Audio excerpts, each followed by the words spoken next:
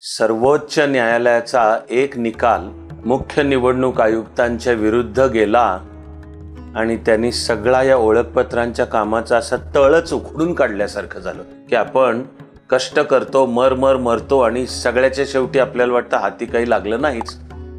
बघण्याच्या दृष्टिकोनावर आहे. जिल्हाधिकाऱ्याला निलंबित करण्याचा आदेश काढला.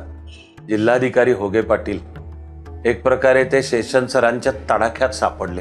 सार्वजनिक प्रचाराची मुदत संपल्यावरची जी रात्र असते तीच रात्र भारतीय लोकशाहीच्या दृष्टीने महत्वाची असते. तर तुझ्या SP ला समजावून सांग, otherwise tell him he goes Hoge Patil वे.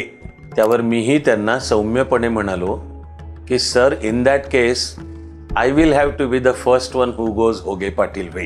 की तुम्ही SP ला जर निलंबित करण्याचा इशारा देत असाल तर पहिलं निलंबित मग जिल्हाधिकारी नेत्यांनी मला करायला पाहिजे.